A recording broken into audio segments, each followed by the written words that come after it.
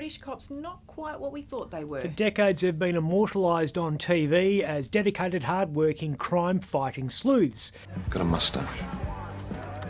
I know. But a new report says the British Bobby is often a racist, homophobic, misogynist. A parliamentary investigation into London's Metropolitan Police, that's the biggest force in Britain, found the cops were failing women, children and people of colour.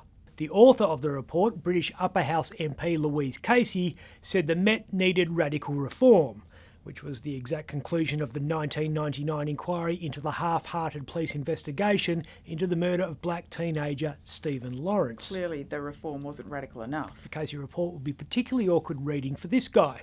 That's WA Police Minister Paul Papalia on a recent trip to London, encouraging members of the Met to bring their unique brand of racist, sexist homophobia down under. Anyone want a job in Western Australia?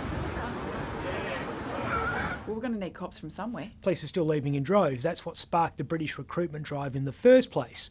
WAPOL now needs to work out two things. First, how many of the 1,000-odd English and Irish cops who've signalled interest in moving to WA hate women, gays and black people? And second, if we do get some good ones, how do we keep them from returning home because they miss pie floaters and warm pints?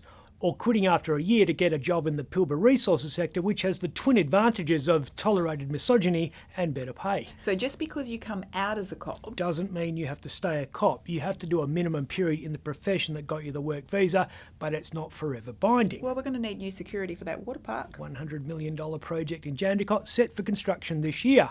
Could be an expensive white elephant. You're always a cynic. Please, you know as well as I do, this city has a rich history of building tourist attractions that fall flat. Atlantis Marine Park is open. Atlantis is now a subdivision in Yanchep. We had El Cabello Blanco. Yeah, well, what do you mean? It had a 25-year life. Please, and last I heard, fittingly, it's a retirement village. And who can forget this gem? Relive the past at Pioneer World, the look of 100 years ago. Whatever happened to Pioneer World? Now home to some new age shops and stuff. New age shops in Armidale. You mean a vape shop? I don't know.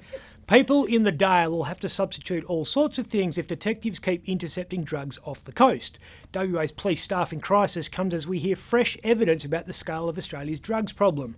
Drugs are bad. A couple of weeks after we learnt the cops had intercepted 2.4 tonnes of cocaine destined for WA, the Supreme Court has been told details of a 1.2 tonne meth syndicate. Alleged syndicate. The case is ongoing. Latest testimony was from one-time oyster farmer Joshua Smith, who got himself embroiled in the alleged meth plot when he was recruited for a job out west in 2017.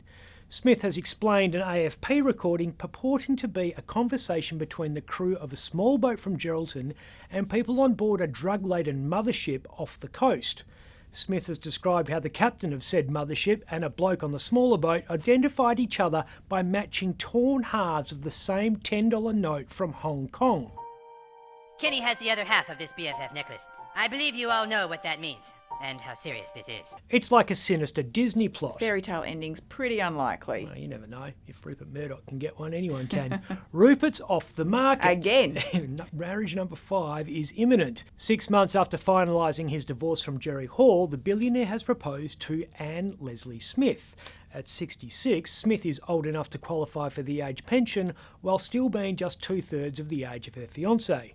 Murdoch has told the New York Post, which he owns, that he and his new spouse are looking forward to, and I quote, spending the second half of our lives together. Second half of his life, I tell you, that's optimism for you. He's 92 years old. How much time does he reckon he's got left? When 900 years old you reach, look as good you are not.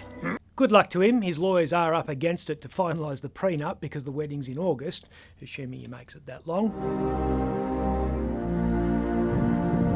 Which we all hope he does, if only because it could inspire a new storyline in Succession. What are you waiting for?